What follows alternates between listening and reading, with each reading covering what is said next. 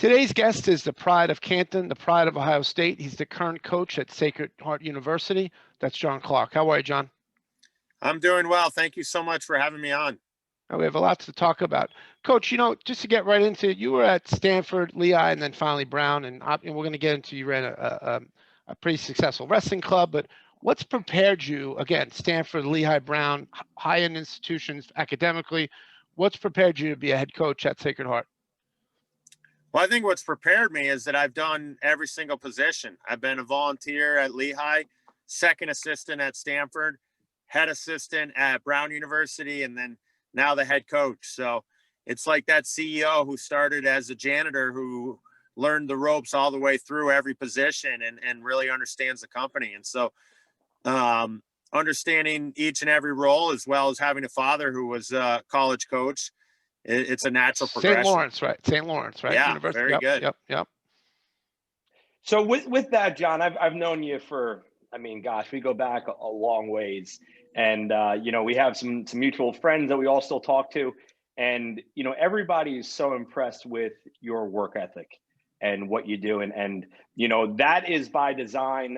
What you've done, I don't know, is so much by design. Can you talk us a little bit about when you were at Brown, you're coaching at Brown, you're looking and vying for head coaching positions because you're at that caliber.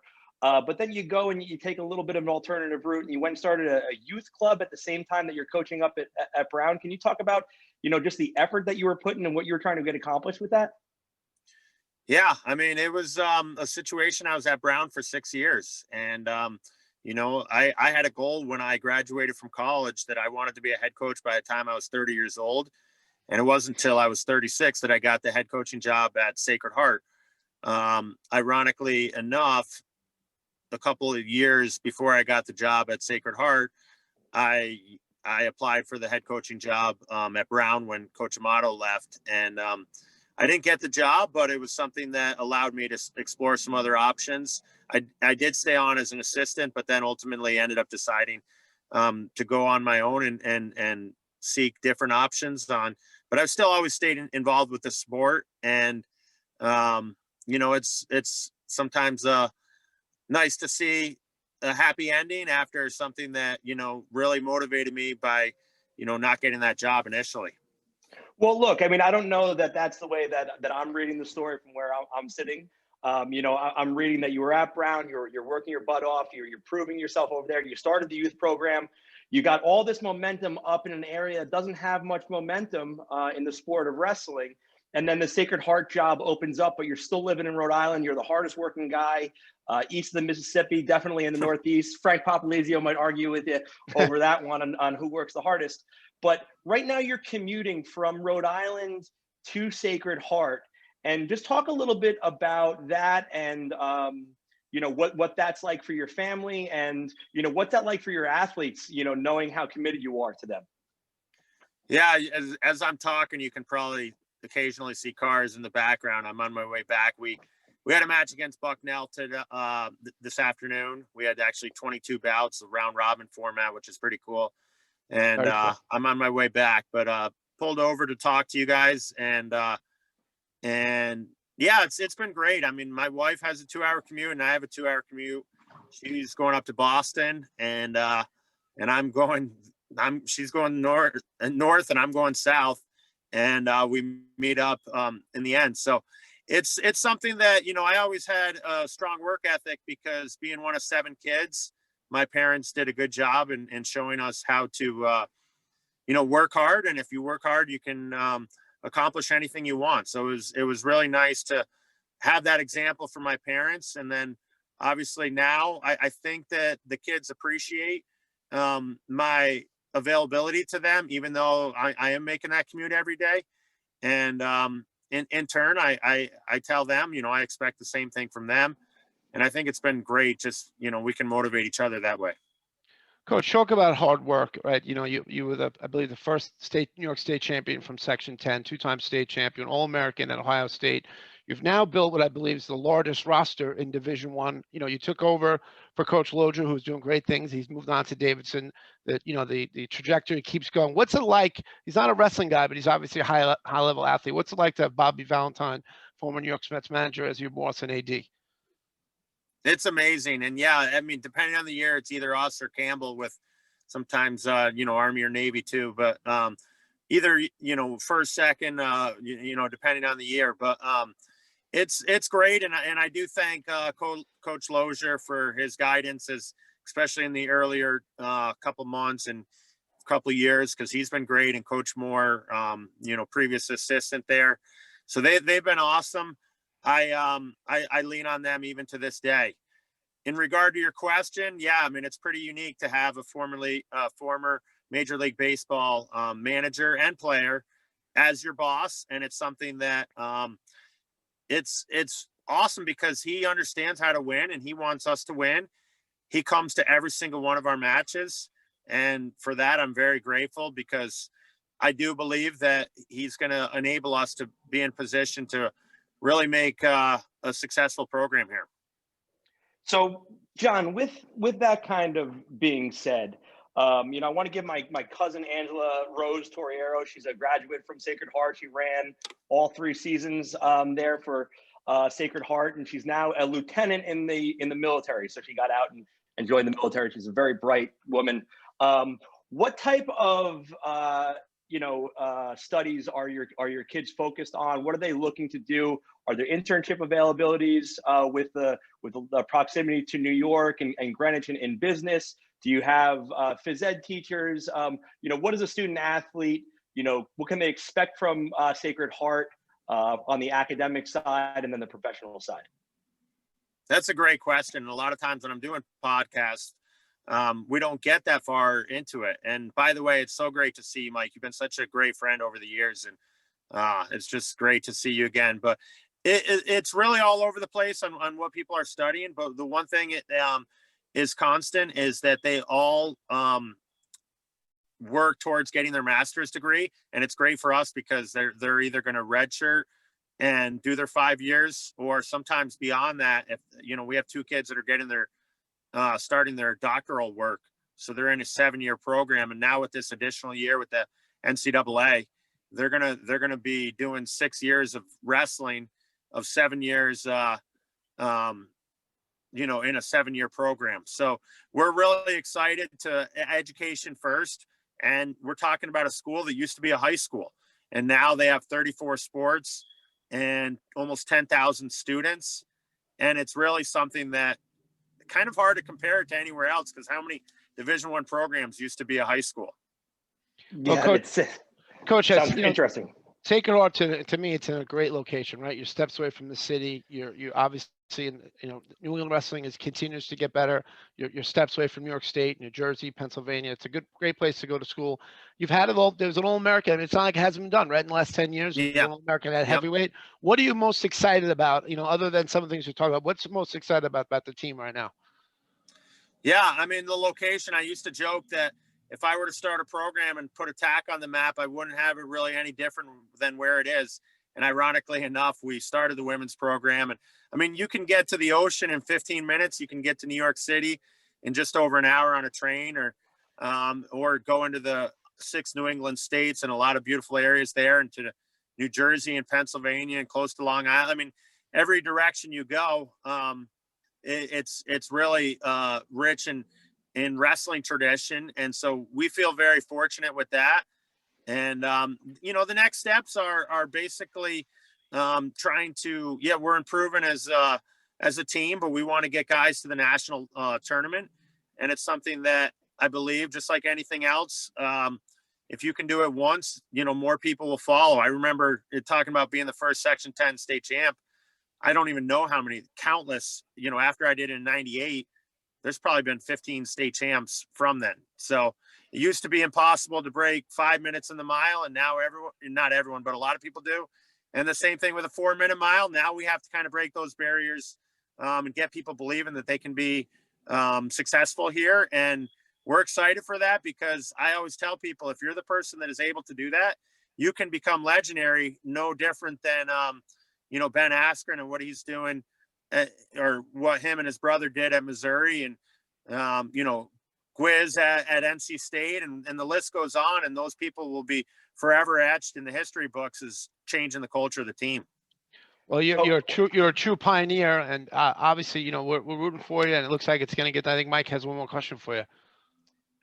Yeah, no, I'd be remiss not to talk about what you're doing with the women's program, and you know, under just pushing the new generation of wrestlers who are boys and girls, moms and dads, both looking out to push their kids into a room. So speak a little bit about what you're doing with that program, what type of girl you're looking to recruit, what they can look like for their practice and their competition schedule, and how that might differ, if at all, from the boys program, from the men's college program. Sure. Well, the good thing is it won't differ at all, in the sense that they have the exact same budget as we do, and all the resources that they'll actually have the biggest budget in the country, and it's equal in every sense of the word. And we believe in that. I encourage a lot of leaders of programs that are males to do the right thing and add women's wrestling. I am certainly not an expert, although I'm becoming very knowledgeable on the sport on the women's side, but it doesn't matter, necessarily how much when you add the program. Everyone knows that it's the right thing to do, and even beyond it being a incredibly fast-growing sport, it's something that a girl can have a dream to become a champion wrestler just like a guy can. And so that's been something that's always been on my mind. And I guess now with the platform, we all have platforms if we're in these positions of Division I head coaches. I think it's coming. And I think that we will, not single-handedly, but we will help change the culture. I know probably 35 to 40 coaches have reached out to me. How do you do it? And I'm not necessarily an expert on it. It's just more, here's what I did. And the number one thing through all this is just basically having respect from your school. Sorry about that. Respect from your school. And that goes a long way. And so how well do you know the president? How well do you know the AD? Because you can have all these grand ideas, but if the administration's not involved, then, they're all for naught. Well, John, I got to tell you that, I had one of the best wrestling experience I ever could at NYU with Coach Haverly over there. And knowing you for as long as I have, I suspect that your student athletes are getting probably one of the best, if not the best, wrestling experience at Sacred Heart, whether they're starting or not. I know that Mike and I are super excited seeing that you're competing so close to Long Island, that you're on the national scene. And if there's anything that we can do over here to help you, let us know. Otherwise, we'll just be cheering for you, and hope to see that you keep building on what you've already got going on. We appreciate that, Coach. and I love to see your guys' podcast here growing, and it's awesome to see, because you guys are one of the two most knowledgeable people that I know in the sport of wrestling, and had a lot of experience just like myself. And I think that to be able to share this and have wonderful guests on is awesome, because you guys are so well known within the wrestling community. We appreciate that, and we'll be following you. Thanks for your time, and certainly safe travels, Coach. All right, thank you care. so much. And I got to say, this is probably the first podcast I've ever done in my car. Okay. But duty calls, and just a shout out to Coach Wernsberger. We had an awesome. It wasn't quite a duel. We had 22 matches today. He's an incredible person. We always like going to battle against each other. We respect the heck out of each other, but it was awesome. I remember sitting on my couch in April or May, not knowing if what we would be doing. And here's the situation where Coach and I are wrestling 22 matches on, with our teams with over 3.5 hours. And how great is that for wrestling overall? Just a wonderful day, not only for Bucknell and Sacred Heart, but just wrestling as a sport as a whole. Yeah, you guys found a way to get it done. That's awesome. Fantastic, Coach. Thanks again. Absolutely. Thanks again for having me on. Thank you, Coach. Thanks, We'll be in John. touch. Take care. All right. Bye, guys. Bye-bye. You want the best of high school wrestling? Long Island Wrestling Association's website brings you the best. Wrestling is one of the toughest blue-collar sports. The sport has tens of thousands of followers, and at the center of it all is the Long Island Wrestling Association, measuring the gravity of the sport. In 2002, National Hall of Fame wrestling inductee Steve Meehan created the #1 source for wrestling news in New York State, With contributors like Long Island Sports Hall of Fame inductee and historian Andy Slauson, the site is the most comprehensive wrestling website in the country for high school wrestling news. With in-depth analysis, entertaining facts, forums, and trending topics, this site has a treasure trove of historic high school wrestling information, with records dating back to the 1930s. There is no better source for high school wrestling coverage. Long Island Wrestling Association, keeping the wrestling world up to speed.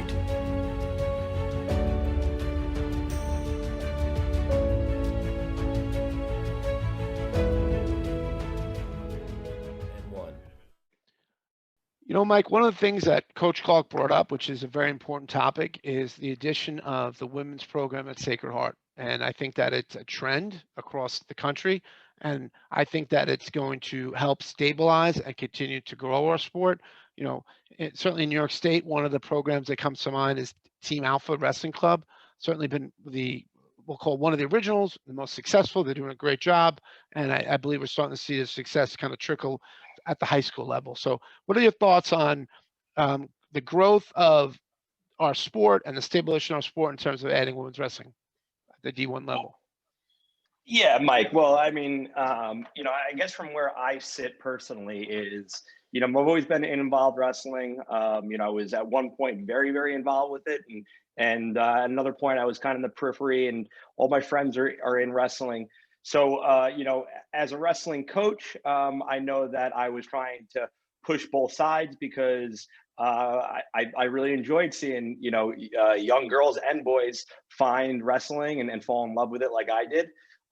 As a fan, yeah, look, I mean, the more participation, the better. You know, I think that if you want to be a fan of a sport, you know, people should be taking the good initiative like you did by starting this show and marketing females, because anything that's worth watching is worth reading about also. And people want to know the storylines and the human interest behind the athletes, and hearing about young women, girls who want to be combative and also be beautiful, because most of them, you know, are trying to do that too. It goes against what we were brought up thinking, you know, for people our age, and it's really exciting to be a part of. You know, speaking of reading, I want to mention I think we have the best stat guy in the business behind the glass in Matty D. But you know, recently we had the women's Iowa State tournament at the high school level, right? And there's obviously was successful. In fact, one of our sponsors, Coach Roselli, his daughter was a state place winner. So congratulations all around.